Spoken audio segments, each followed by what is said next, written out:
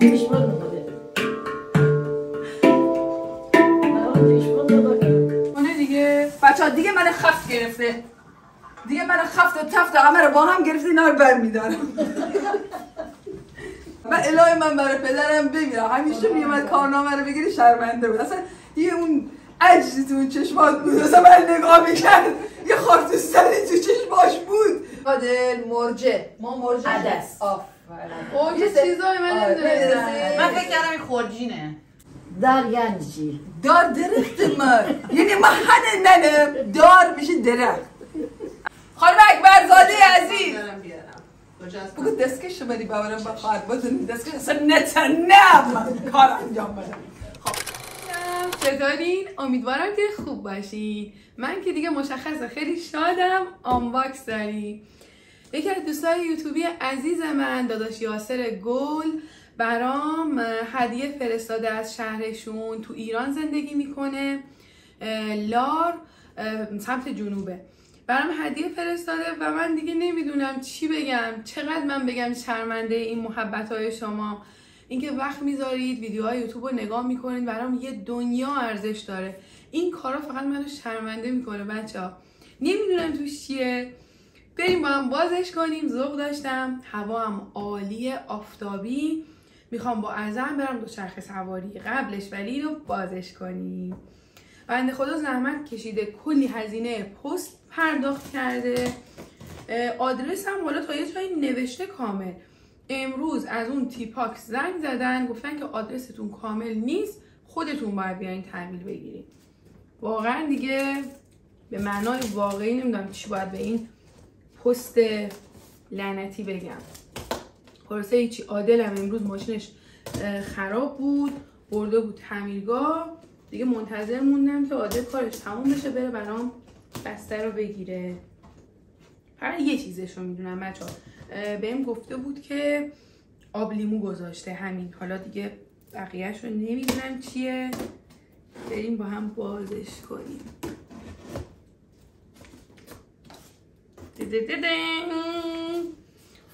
چه نمیدونم، حالا منم دارم نمیبینم. ببین خیلی پلاستیک. حالا بازش میکنیم با هم. این آب لیمویه که گفته، دستش در نکنه. آقا چرا زحمت میکشیم بچه ها؟ من شرمنده خوبیاتون میشم. من چیکار کنم براتون؟ برادر عزیز دستت در نکنه که به یاد من بودی. خب اینو بچه آب لیموه، ولی دسته بندیش یکم اینجوری چیزه، به قول بابام قویه، نمیتونم بازش کنم. میخوام فقط ببینم عطرش چقدر با این چیزی که ما اینجا استفاده میکنیم. اوه بچه داشتم با چاقو خودم رو زخمی میکردم. نمیشه، خیلی بسته بندیش زیاده.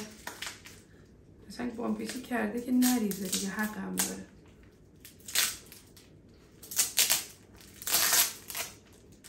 خب این آب لیمویه. حالا بچه اینو من بعدا تست کردم بهتون میگم. ببین سر وقت چیزا دیگه خیلی فکر نکنم به راحتی بتونم بازش کنم. خب بریم سر وقت چیزا دیگه. این بسته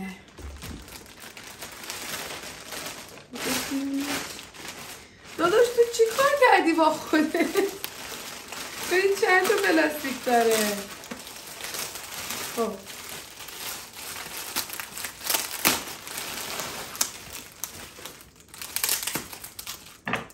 بکنم ما بازش میکردم بعد بهتون نشونش میدادم.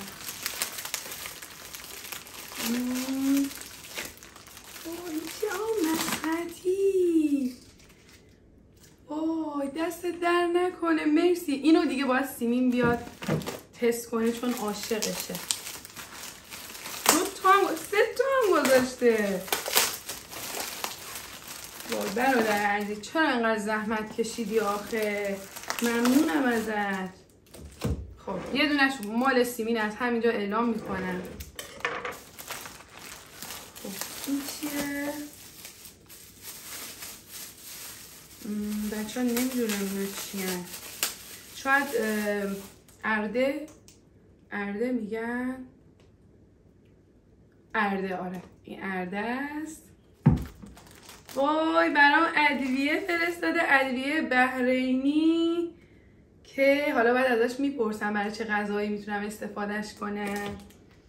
مرسی برادر مهربون. حلوای ارده خوشمزجاتن. اینم ادویه بحرینی. این نمیدونم چیه، بادوم، پودر بادوم. اینم ادویه است بچه‌ها، شاید زردچوبه باشه چون یه کوچولو زرده، نمیدونم. اینا عطر خیلی خوبی داره، باید ازش بپرسم. چون عکس بادوم و فندق و پسته رو کشیدم. خب 2 تا ادویه. این ولی فرق میکنه، این یه چیز دیگه است. ازش میپرسم. یه ادویه دیگه بچه، اینا همش یه چیزه یا فرق میکنه؟ همه بکنم یه چیزه. خب و یه چیز خوشمزه، اینم مسقطی.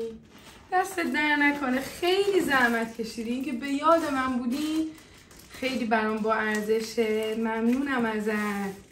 امیدوارم یه روزی بیای اینجا و ما هم میزبان خوبی برات باشیم. من دیگه برم ورزش، چقدر خوشمزجات دارم. این سالاد هم دارم میارم که من خوردمش. من خوردمش. زیتون ها این آقالا سالاد اون روز اصلا هیچکی دست نزد. ببرم خونه سیمی که دیگه با هم بخوریم. دارم ساقتی هم براش میبرم. دیروز هوا عالی بود، من و عزم رفتیم دوچرخه سواری، ولی موقع برگشت چشتون روز بدو نبینه. یعنی خدا به ما رحم کرد که اتفاقی نیفتاد. یه خانوم با عجله، اونم دقیقا سر پل، شروع کرد بوق زدن و حالا یه حرفایی هم که زد دیگه بماند. ما هول کردیم. منم که حالا چند وقت پیش تصادف کردم و استرسی تو جون من بود. اگر ازم ترمز نمیگرفت باور کنید که یه اتفاق بدی برامون میافتاد. خلاصه خدا به ما رحم کرد. دیگه دیروز نتونستم ویدیو بگیرم، دیگه شوکه بودم. الان میخوایم بریم خونه سیمین، میخوام برم دنبال مامان و اکرم بریم اونجا. حالا یه ویدیو آموزشی قراره برای ما تدارک ببینه، نمیدونم چه ویدیویی. یکم خونه وسیله داشتم گذاشتم داخل سبد خوشگلم. آماده شدیم که بریم. سلام، شبتون بخیر دوستای عزیز. ما آمدیم خونه سیمین جان مهمانی. نمیدونم سیمین جان چه تدارکاتی برای ما دیده، بیخبریم فعلا. قرار سورپرایز بشیم که بخواد امروز چیکار بکنه. سلام، حال شما خوب هستین؟ خیلی ممنون، سلامت باشید. مامایی منم نمی‌دونم دیگه هاش ما رو بعد سیمین خانه الان نمیم سیمین و عشق خانه چی کار داره خدای عالم داره. ان شاء الله خوب و خوش ببین، همیشه صحیح سلامت باشی. ان شاء الله پسران شما خوشبخت، دخترای شما خوشبخت، هر حاجتی هر آرزویی داره خداوند شما را فدا تن سالم، دل خوش شما را به حق علی خوشبخت آدم میبینی.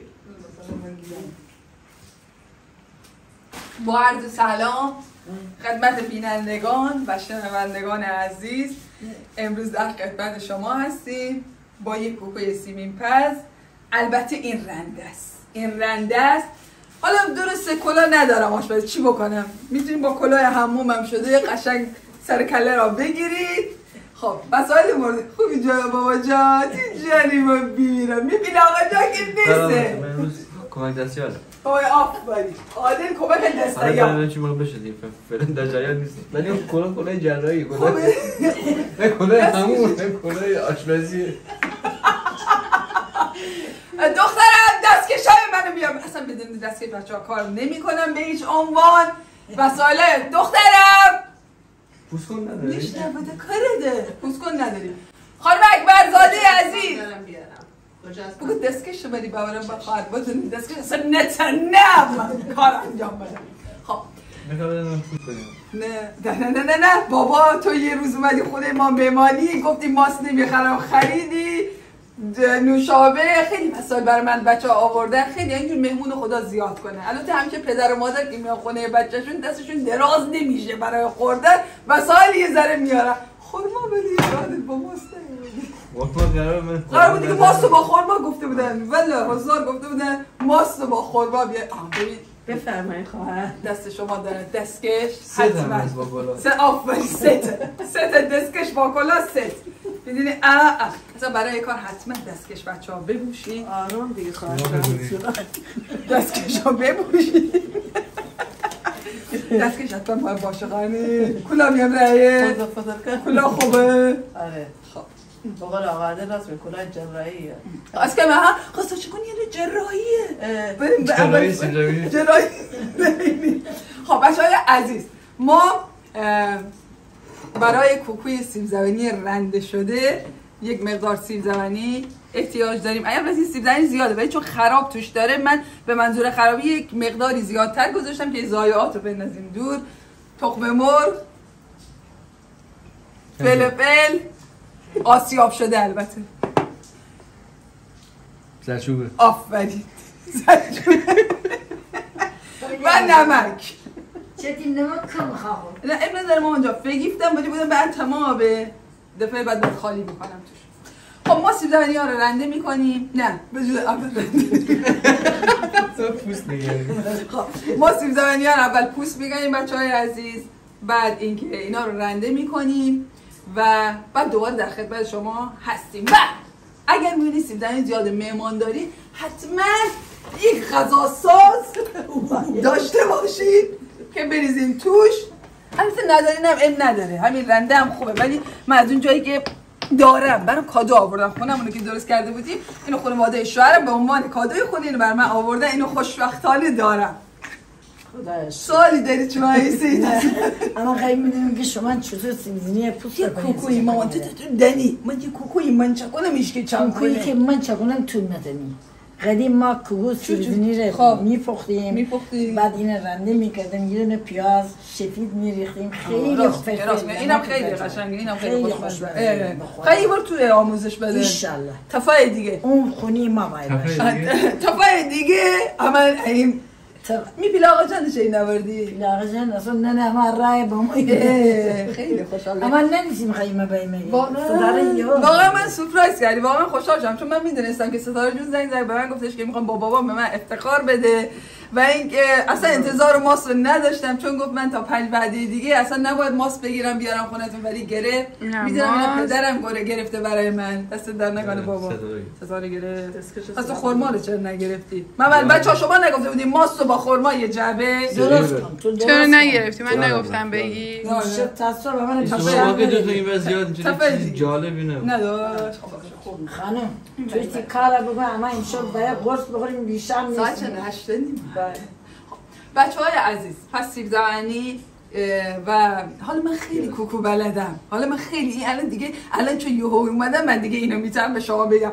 بچه‌های عزیز، سیب زمینی، پیاز، تخم مرغ، زردچوبه، فلفل و نمک قاطی کردم. حالا پوست می‌کنیم بعد در خدمت شما هست. کوکوی برنج هم بلدی؟ کوکی برنج، کوکوی ماکارونی هم بلدم. خوردی؟ کوکوی ماکارونی بچه‌ها. نه کوکوی برنج نخوردم. بلدی مگه؟ مامان شما این روز میریم خونه پدر بابا عادلم که مادر داریم، میریم خونه اون که ما کوکوی برنج. خونه مادر بزرگ. کی بیاری؟ حیف سیبزینی گوشت آمد نگیر.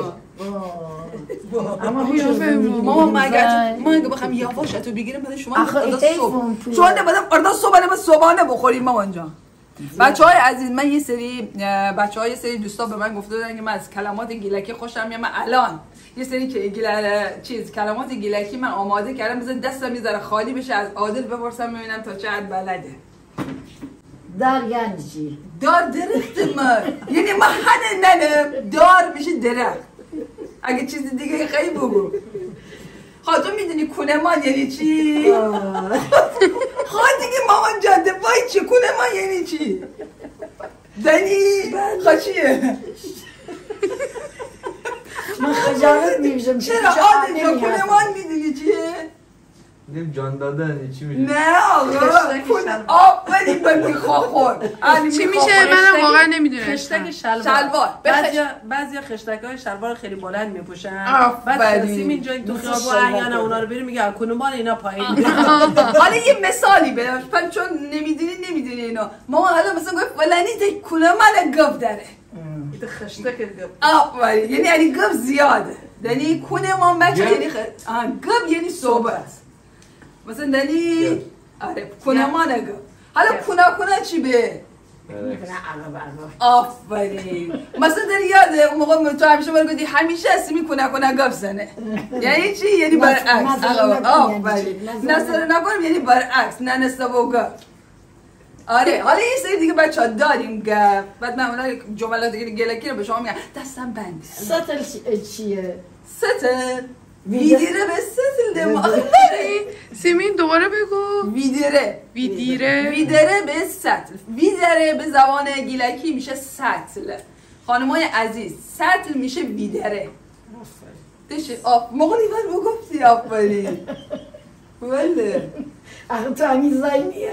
بازم من کی زاییزم من از سر را بیرون باوردی. بله. خدا چه نگویی میپره ماگی من دعوت رو باوردم. تو که میپره مارم برام بگو. آخه من بدنم کیم از کای با ما. خانم کوکو درست کردم این کار آسونیه تو درست کن. اون به این ور سرخ بشه اندازه وسایل مواد. بله ما اونجا خانواده نیستیم که خانم همینجوری داریم. خب بچه‌های عزیز خانم‌های عزیز ما چون این سیبزمینی حالا ما چون یه ذره عجله داریم می‌خوایم زودتر کارمون راه بره و اینا من این دستگاه رو دارم خدا رو شکر خلاص هدیه از دوستان به ما رسیده اینو داریم اینا رو باید خورد کنیم اینو به صورت اینجوری شما می‌بینی یه ذره من اینو خوردتر باید بکنم که تو این دستگاه ریختم دیگه نیاز نیست زودتر چیز میشه آره یه دقیقه خواهرم یه پیام برای مجا خانم عزیز جات خیلی خالیه مجا خانم بازم شروع که به کوکو درست کردن دیگه راحت هم که پیدا کردی یه رنده هم که نمی‌کنی دستگاه هم میندازی حالا چه جستی هم گرفته بله الان بهناز عزیز خودش چند وقت پیش داشت با من صحبت می‌کرد میگه خانم کوکوی تو رو مثلا آرزو داریم بریم بخوریم حالا آرزو رو دروغ گفتم ولی دوست دارم بهناز رو خدا اومدی ایران میخوای میدونم این دفعه دیگه حتما به من یه افتخاری میدی به ناز و مژگان عزیز من این کوکو رو براتون درست کردم شما ببینید من چه دست کمال دارم من دیگه اونجور زن نیستم که خانم واقعا همه نگاه میکنم میگن سیمین جونم خیلی ولی خب یه سری چیزا رو سیمین حوصله نداره مثل اصلا حوصله نداره یه ذره نه شیرینی پزی و اینا رو واقعا دوست نداره ولی غذا رو چرا آره بچه‌ها غذا رو به قول مامانم امکانات داشته باشم استعداد خوبی دارم میدونی ستاره جان من اون موقعی که مثلا مدرسه میرفتم من استعداد داشتم برای درس خوندم ولی خودم به خودم فشار نمی آوردم مثلا اون موقع سلسی بود سلس اول سلس دوم سلس سوم سلس اول 5 تا سلس دوم 6 تا سلس سوم 7 تا تابستون میخوندم قبول میشدم آخه بود مریضی عزبت بخون دیگه خانم عزبت بخون چرا واقعا نه بخوام فقط راست میرفتم میومدم من الهی من برای پدرم بمیرم همیشه میومد کارنامه رو بگیری شرمنده بود اصلا یه اون عجزی تو اون چشمات بود اصلا من نگاه میکرد یه خاکستری تو چشماش بود ولی دیگه نمیگفت این درم رو ما یادت ناراحت میشه نه مامانینا بیشتر دوست داشتن پسرها درس بخونن دخترها حساس نبودن من و اکرم خیلی درس میخوندیم مامان با ما دعوا اصلا اجازه نمیداد میگفت چرا خاموش کنیم مثلا نمیخواست ما زیاد درس هم بخونیم ولی اینه که دوست داشتم بخونه من دوست داشتم بخونن ولی اینکه من واقعا دوست داشتم بعد یه سال دوم دبیرستان رو من دیگه مردود شدم اصلا یه مدیر گفت خانم مردود اصلا این دیگه نیاز نیست آره بیاد بعد خلاصه من اصلا برای خودم بی خیال مامانم بود دیگه مدرسه تعطیل دیگه تا همینجا خونه بسته باید بشینی تو خونه خلاص ازدواج هم می‌کنی میمونی تو کارا خونه به من کمک می‌کنی من روز اول موندم روز دوم شد دیدم نه همه بچه‌ها رفتن مدرسه من همچنان تو خونه هستم یه روز سوم دوستم یکی از دوستای نزدیکم که فرح جان الان اتفاقا انگلیس هستش به من گفتش که سیمین شما میای یه روز خونه ما من رفتم خونه فرح اونا به من گفتن دو تا خواهر بودن که ما دوستای صمیمی بودیم با هم دیگه به من گفتن میخوای بمونی خونه میخوای ازدواج کنی آخه 17 سال سن ازدواج نیست و بیا درس تو بخون گفتم پدر مادرم اجازه نمیدن گفت تو برو به دست پاشون بیفت. بگو نه من میخوام بخونم، تو برو درس بخون. سیمین اینجوری نمیشه. خلاصه هیچ خانم من باشه شما. من از اونجا اومدم خونه به دست پای پدر مادر افتادم که من روانه کنم مدرسه. اینا گفتم به هیچ عنوان مدرسه دیگه نه. خلاصه گریه زاری به من گفتن که باشه قبول تو برو مدرسه ولی ما برای تو هیچی نمیخریم، نه کتاب نه دفتر نه لباس. خلاصه من اون شب گشتم از یه جا مانتو پیدا کردم. موقع اینجوری فرم لباس نبود، هر کی هرچی میپوشید بود. خلاصه یه جا مقنعه، یه جا شلوار، یه جا مانتو.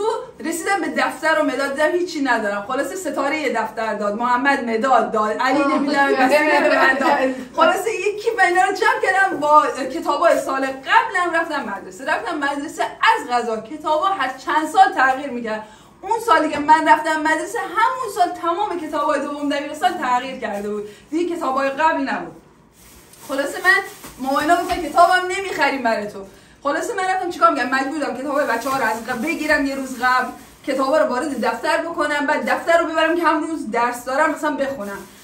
با سختی تمام من اون سال معدلم با سال اولی دبیرستان بودم. اون سال معدلم با 19 قبول شدم که همه به من گفتن نه خب تو آدم 2 سال میخونه خب معلومه که باید مثلا قبولم بشه، در حالی که من سال قبل نخونده بودم. من امسال رو خوندم قبول شدم. بعد رفتم دوم دبیرستان. تو دوم دبیرستان خودم همچنان خیلی درسم خوب بود، رشته من انسانی بود. مثلا نوبت اول رو با معدل 18 قبول شدم. ولی از اون جایی که عشق با یک نگاه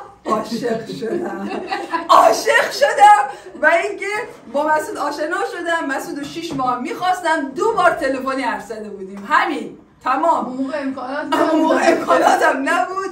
هر چقدر خانواده گفتن که درس تو بخون الان زوده، حرفشون رو گوش نکردم، ازدواج کردم. و اینکه خب نمیدونم خیلی دوست داشتم دبیر ورزش بشم. مطمئنم اگه میخوندم الان حتما دبیر ورزش میشدم، چون خیلی واضح ولنگ میکنم. واضح ولنگ یعنی اینجوری بپر دارم تو کار خودم. و اینکه ولی خب مسعود دوست دارم، از زندگیم راضی هستم با همه شرایط سخت. خلاص هر کسی زندگی داره. زندگی من مثل یک کتابه، یه روز بشینم براتون بنویسم دیگه اصلا یک کتاب کامل. آره حالا سیمی که واقعا دیگه درسش عالی شده. بعد یه بار من و سیمی با هم دیگه نمیدونم سر چی دعوامون شده بود. سیمی خیلی با اکرم وابسته بود. بعد من هرس هم گرفت این دوتا با هم دیگه من به زور خودم میچپوندم بغلشون. بعد یادمه سر یه چیزی با هم دعوا گرفتیم، کتاباتم تازه بود دیگه، تازه کتاب تهیه کرده بودیم. من چیکار کردم؟ رفته بودم کتاباشو باز کردم، از وسط کتاباشو پاره کردم. آره اون لحظه عصبانی بودم. بعد 2 روز پشیمون شدم که چرا کتابشو پاره کردم و عذاب وجدان داشتم که سیمین به اون درس برسه کتابش نیست دیگه، پاره کردم. حالا چیکار کنم که دقیقاً همون دوره عاشق شد، اصلا به اون کتاب نرسید. ولی به خدا تا یه مدت من عذاب وجدان داشتم میگفتم چون من اینو پاره کردم سیمین ازدواج کرد، اگه من اینو پاره نمی‌کردم خدا با تو بود اون زمان. واقعا نه نکنید تو دعوا تصمیم نگیرید بعد پشیمون میشید. واقعا دیگه حالا هر کسی پیشم چه بینید خاطرات گذشته ای سر مادر چرکم تعریف کنم. خب بچه‌ها من سیب زمینی‌ها رو تو این له می‌کنم، خورد می‌کنم، اما پیاز رو رنده می‌کنم. چون من اینو بخوام خورد کنم با این خیلی له میشه، آبش گرفته میشه. پیاز رو جدا رنده می‌کنم. خب الان این دستگاهمون رو روشن می‌کنیم.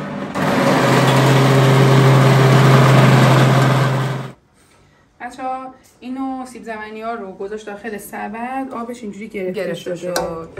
این چون آسیابش کردم اینو ریختم تو این سبد. پیازمونم جدا رنده کردم چون آب این گرفته بشه آب پیاز دیگه گرفته میشه. فواید پیاز. آره آرسو دیگه آرسو. بعد اشک بعد بچه‌های عزیز اینی که آسیاب کردیم و پیاز رو جدا رنده کردم، آب اینو گرفتم، اینو قاچی میکنم با این پیاز. نه اونو نگه میخوام به بچه‌ها توضیح بدم. بچه‌ها الان این پیاز و این آب اینه که میگیریم، این آب اینو میگیریم یه نشاسته ای تهش هست. سیمین که میگین سنش نمیخوره به قیافش، من از این ماسکای معجزه آسا میزنم. از همین اون آبو میریزم دور، اون تهش نشاسته است. یه سری وسایل هست که قراره فقط مژگان جون بعد بیاد با اکرم جون. آره برای شما در مورد ماسکای من توضیح بده. این سبد اگه میتونی نه خانم برای من ماسکمه، میتونی اینجا بذاری بعد استفاده میکنم. خب نمک. من اینا رو باید باز کنم. همسایه ها یاری کنن سیمین شوهرداری کنه. خب دیگه هیچ خود زیاد خور نیم. عجبا. واقعا من موضوع تو رو اگه برداشتم مامان ناراحت نشی. جوجه فهم نمیشکزه. آن جوجه است نه؟ جوجه ده. نمک، زردچوبه ولی سیمین خیلی خوابتر نرمه. سلفله منه. و فلفل کجاست این سلفله؟ به اندازه کافی بچه ها. بعد ما واسه این حجم از این سیب زمینی 5 تا تخم مرغ رو میخوایم.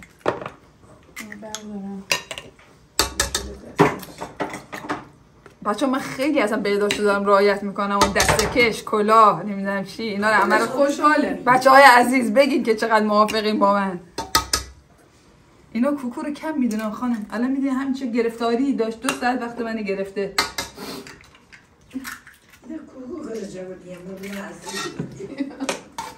والا به خدا اینو خوب بچه ها هم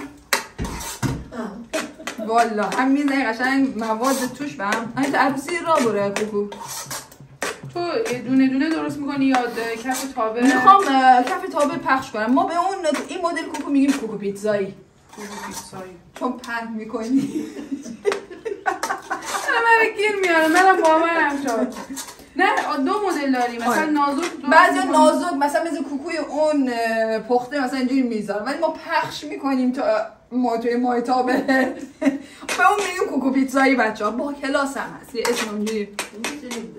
کوکوی شکم پرش هم بخوریم. هر چیزی امکان چطور خواهر من شما میتونی خیلی چیزا رو شکم پر درست کنی من نمیتونم. حالا بعضیا من خودم اینجوریم سیب زمینی مثلا اگه 4 تا باشه 3 تا رو ریز رنده میکنم یه دونه رو درشت. ما حالا اونجوری دوست داریم ولی چون تعداد زیاد بود سیمین خسته میشد رنده کنه دیگه. بچه‌ها دیگه من خفت گرفته.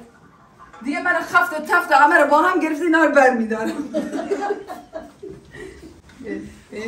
یه ماهیتابه خوب باید بگردیم از این کمد پیدا کنیم. این ماهیتابه. خب ما یه ذره ماهیتابه رو آب میگیریم برای بهداشتی بودنش. خب میذاریم روی گاز. بچه های عزیز دیگه من خفت و تفت گرفت اونا رو عمل کندم و اینکه هودو میخواستم روشن کنم ولی میخواستم بدونی که هود دارم. میدونی که هود دارم ولی به خاطر صدا روشن نمی‌کنم. و اینکه ماهیتابه رو میذاریم یه ذره گرم بشه قشنگ که داغ بشه چون بعد سیب زمینی کوکو رو می‌خوایم بریزیم که بتونیم برگردیم. و در کنار اون برای اینکه ستاره جون گفتش که من نمیده خبر نداشتم که حالا مامان و اکرم جونم میخوام بیان ولی از اونجایی که میدونستم عادل و ستاره میخوام بیان میدونستم عادل جون غذای اینجا قرمز فرمز دوست داره دیگه. حالا این سری استانبولی نه ولی براش دمی گوجه درست کردم و یه مقدارم پلو برای اناربیجی که ستاره با خودش آورده. خب تاومون گرم شده. اون موقع یادت صدا برنج و ماما اینا میذاشتن رو گاز و اینجوری می‌زدن دستشون اینجوری می‌کردن صدا می‌خورد یعنی برنج شده. شما بود مامان شما این کارو می‌کرد؟ شاید تو بالا سر مادر نبودی عادل جان. سیب اینم خوبه بعدا نیست خوردمش و اینو ببخشید آره مال همسرم دوستی که از همسرم از این شری براش سوغاتی. خب میگم سیر ترشیه برای بچه سیره. آره یه سیر متفاوتیه سیر ترشیه.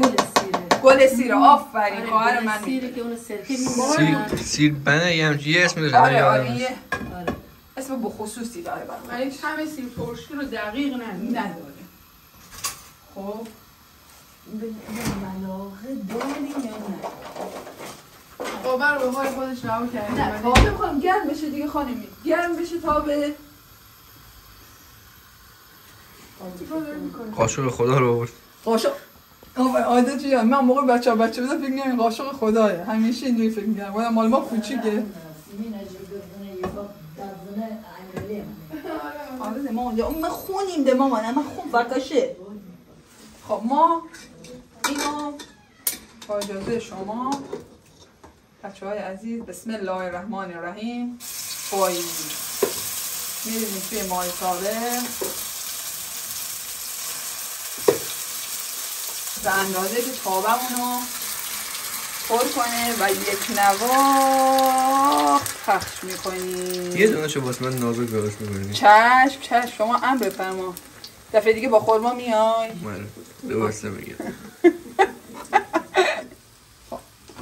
بچه‌های عزیز، من این ریختم الان آماده برای برگردوندن هستش عزیزای دل من، ولی با همه پوزوگلازی که من کردم، پوزوگلاز نیست چی ادعا داشتم چه کوکویی متاسفانه میفورچایه. یعنی چی؟ یعنی فکر نکنم خوب برگرده، ولی من همینجوری با شما اینجوری میگفتم بذار نشون بدم، حالا خراب شد که شد دیگه. همه اولین کوکو احتمالا همینجوری میشه، اصلا نگران نباشید. تابع اولی که بندازیم ممکنه فورچایه، یعنی بچه‌های عزیز وا بره. آفرین به زبان شماها وا بره، ولی نگران نباشید. ما سعی می‌کنیم از این وسط همجوری برگردون خواهد. نه الان فورچای دیگه میشه. بیا من برگردم. نه ببین نه کارا که تمام کرد. میخوام من تمام کنم، امتحان بکنم. ببین اینجا رو می‌بینی دیگه. نه تا چیز کن خواهر، یه بشقاب بذار روش برگرد و اینجوری سر بده بره تو.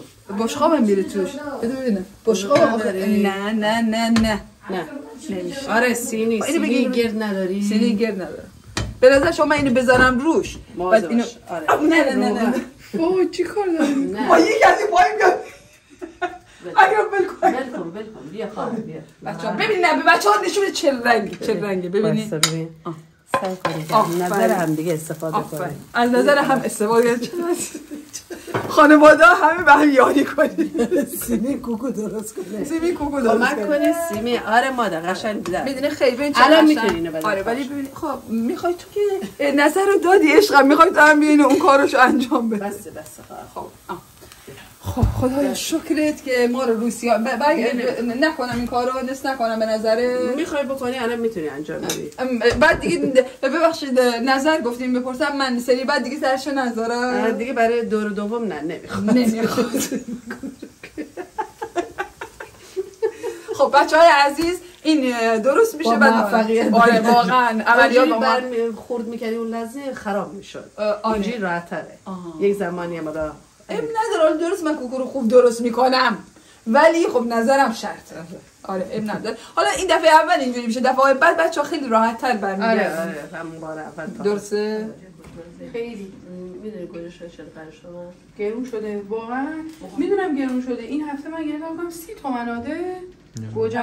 این فصل گوجه گرون میشه، آقا گوجه میشه. چون دیرو با واجب اومدم بگیرم دیدم 45 تومن نگرفتم. نمیشه آقا گوجه. الان دیگه مثلا گوجه خورش رو نمیدونم وسایل با گوجه اصلا برابری با گوش میکنه و هر کسی نمیتونه درست کنه. بله والا مثلا امشب شما دنی گوجه درست آره خیلی هزینه بالا رفت در جریان باش. غذای لاکچری درست کردیم.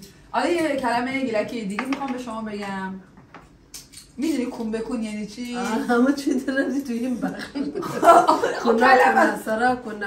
کون بکن یعنی چی آده؟ پشت به پشت. آفرین مثلا ستاره اکرم کون بکن بند می پشت سر گره گوید یعنی پشت سر هم پشت بوشت بند گره می پشت سر حرف یعنی که پشت کون بکن گذاشتن پشت سر من حرف زدن یعنی اینکه چرا منفی گرفتی؟ نه مثال سمین کوکوها رو کون بکن درست کرد.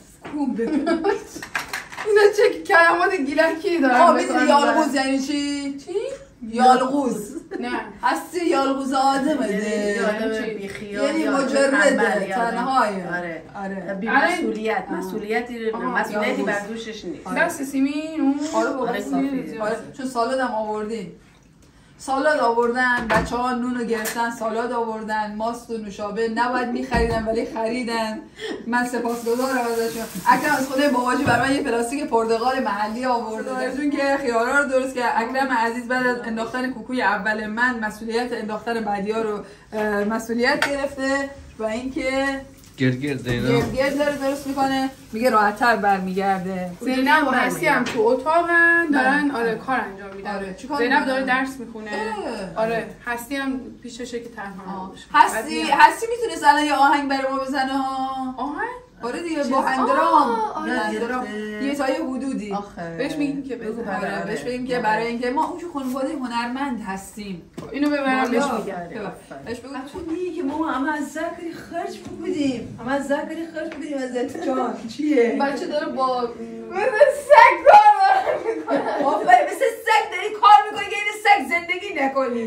بله سلطان شایه مامان که میگه که این انگلیسی نوشته مامان نظر تو در مورد این شرایط ولی چیه؟ من تا همقدر عمر بودم مجلس شدن نیدم. این یه دستگاه موسیقی جدیده که الان چندین سال اومده و یه صدای آرامش بخش خیلی قشنگه. مامان اسمش چیه؟ اسمش هندرام. هنگدرم اسمش مامان. دختر عزیزم، بینندگان عزیز، من تمرین نکردم. دوستان سلام علیکم نکردم. موجودی جدید اومدن. دوستان عزیز. حالتون چطوره؟ این داشت وکالت میکرد، من داشتم گوش میدادم. خب بسم الله الرحمن الرحیم. وایسا یه دور دیگه باید بزنم. باشه اصلا هول نکنی. تو رو خدا اصلا هول نکنی. بزن آدم راحتی هم نگران نباشید.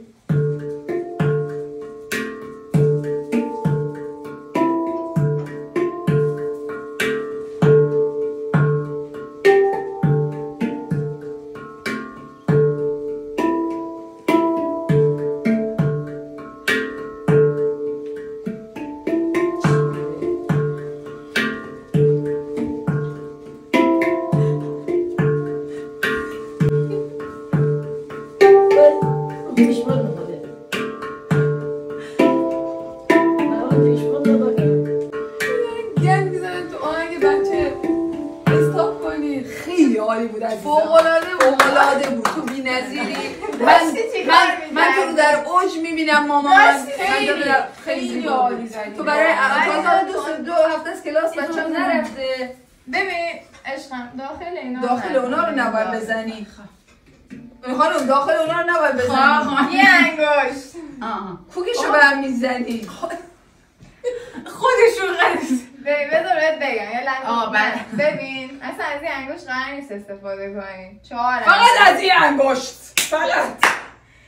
ببین اگه میخوای اینجا رو بزنی با این، نه این شکلی کن.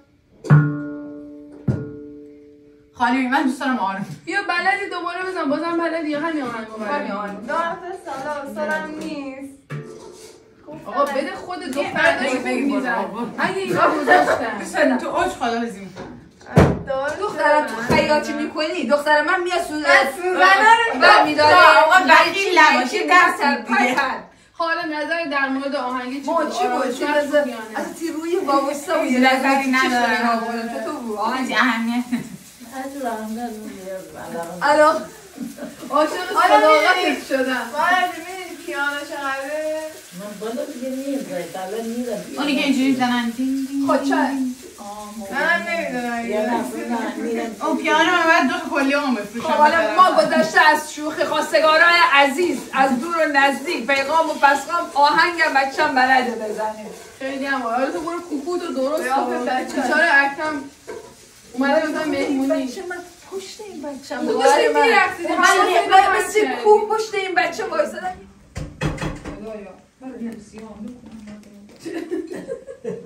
یار میکنه. مامان هیچی نگفته.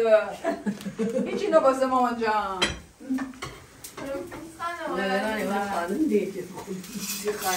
کلو همه تو نگران نیستی. آده جان من خلاصه مرغم توش بود. بله اون ته گذاشته بودم. ببین اون سلیقه استعداد. من اون که آدم نیستم. چی گذاشته بودی؟ مرغم گذاشتی؟ اون ته ببین اون مدل دیگه است. دمی گل. مرغ زیر پلو بگم. آفرین. این یه اسم به خصوصی داره. من اسمش رو یادم رفته. من گفتم مرغ زیر پلو. مرغ زیر پلو. آره به خدا. اون بیا از بیدست بگی بگو. اسمش خواهد مرغ زیر پلو. بچه‌های عزیز ببینین.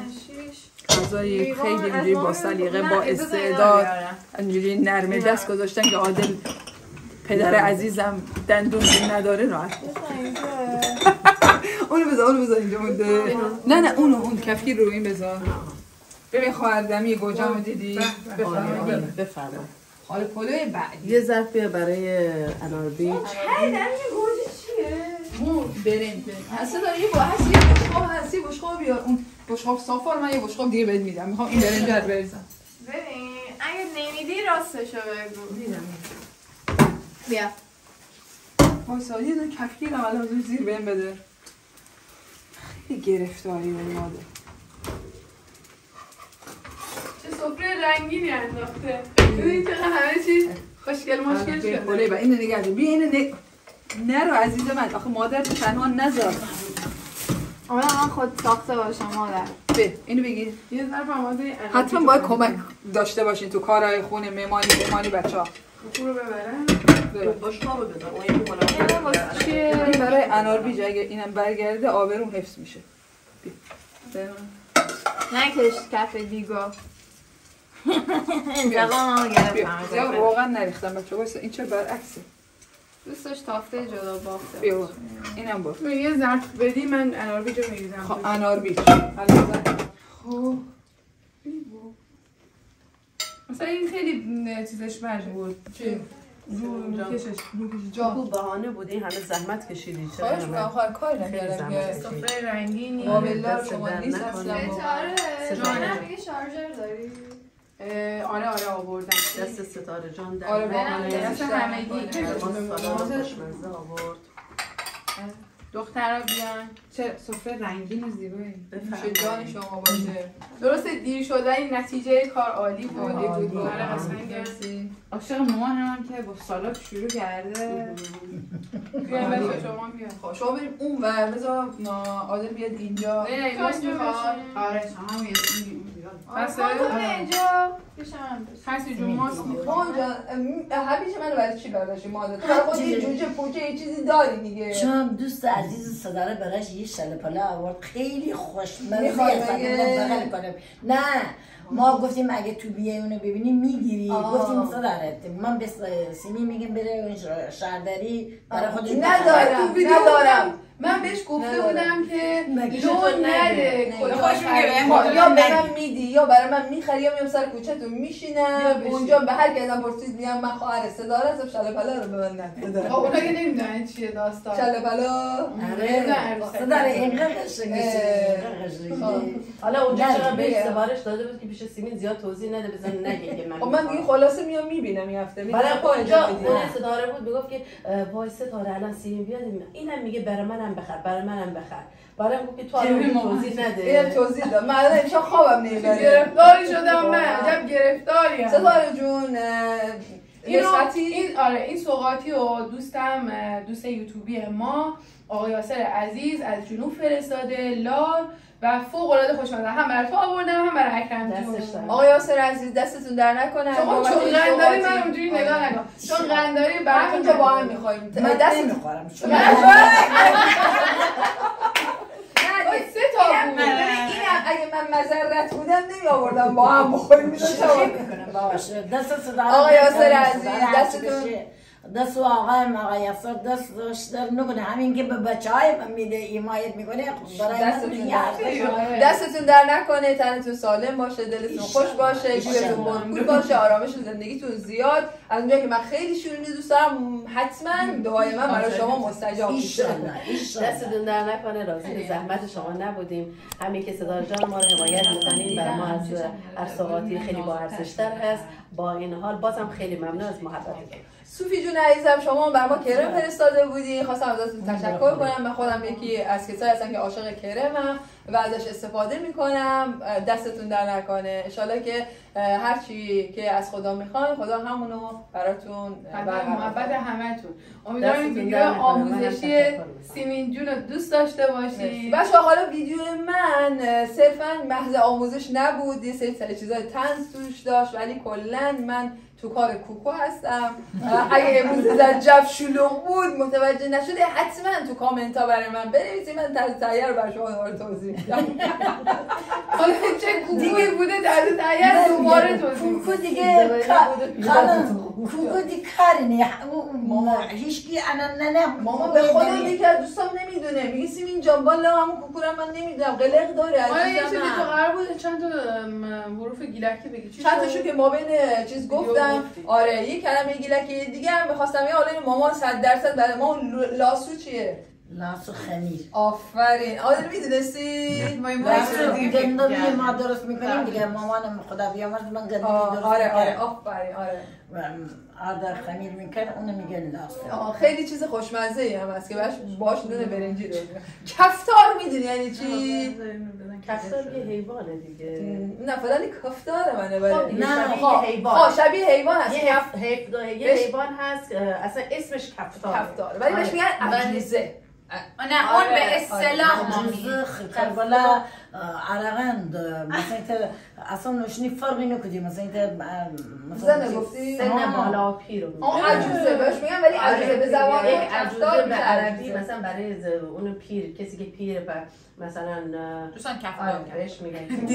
اینجا اونیا دارن مرجه میدونی چیه عادل؟ مرجه. ما مرجه عدس. اوه یه چیزایی من نمیدونستم. من فکر کردم این خورجینه.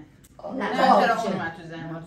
نه. خب من دیگه فکر میکنم که یه سری کلمات رو براتون گفتم یه سری رو بعداً بهتون میگم حالا ان شاءالله که براتون پسندیده باشه. پرویز چیه؟ کی؟ پرویز اسم دیگه. چه؟ مگس. شما به مگس میگین پرویز. هاشم به مگس به پرویز. ما میگیم پرویز. خدا شاید عقادل. یه ذره ساکت وایسین. خدا شاید عقادل. بچه‌های من هیچ کدام فارس نبوده. این خانم خونی ما بود. اینقدر این فارسی غلیظ حرف میزد. الان من تعجب میکنم میگه این رفته تو دهات انگار 1000 سال این دهاتی هست. بو خسته چی میشه؟ بو خسته. خراب. داغون. اصلا یه دیگلیکی حرف میزد من خودم اونجا نمیفهمم. با خدا نمیفهمم. بچه موقع خام بودم نمیدونستم ولی الان پخته شدم. میگه که فارسی را پاس بده نه گیلکی را پاس بداری فارسی را زاپاس بداری. ما لحظه اجرای ما گیلانی هستیم به خودمون افتخار میکنیم. افتخار خودمون. بچه‌ها مرسی که امروز همراه من بودید این ویدیو رو نگاه کردید. ممنون از حس خوبی که مثل همیشه به من و خانواده من میدید. خیلی خیلی دوستتون دارم و امیدوارم که در کنار ما لذت برده باشید. از من خداحافظ. شب خوبی داشته باشین. خداحافظ. الهی که بچه الهی جوانان شما خوشبخت عالم باشن. برای پسرای عروسای خوب زن خوب باشه. برای دخترای یه داماد خوب باشه. هر حاجتی هر خاصی دارین خداوند به شما بده. تن سالم دل خوش با خانواده داشته. از منم خداحافظ. بچه‌های عزیز خوشحال شدیم یه بار دیگه در کنار شما بودیم و اینکه خوشحالیم که ستاره ما رو حمایت میکنین و در کنارشون هستین و همینجوری اینو ما باشین دیگه. هر جا میخوایم بریم یه سری وسایل خوراکی رو با خودتون ببرین چون شاید اون خانواده خانه‌دار همه وسایل رو نداشته باشه. شوخی میکنم. ستاره جون عادل عزیزم دستتون در نکنه که همیشه چیزایی که من دوست دارم رو برام میاری. اکرم جون مامان عزیزم همین که حضور دارن در کنار ما خیلی با ارزشه. ستاره ما رو حمایت کنین و اینکه متشکرم از شما. تا درودی بعد بدرود. تا درودی دیگر بدرود. خداحافظ.